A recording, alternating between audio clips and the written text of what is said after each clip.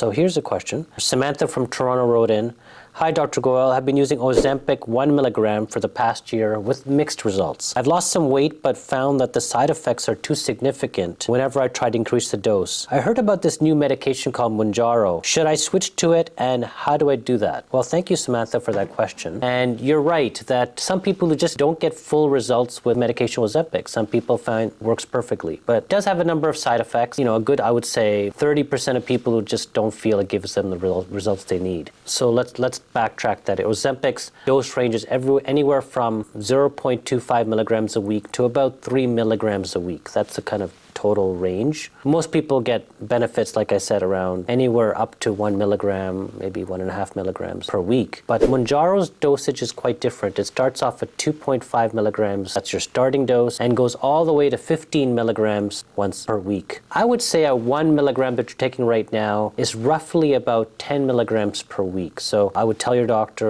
I want to switch over to Mounjaro. Roughly your dose should be about 10 milligrams per week.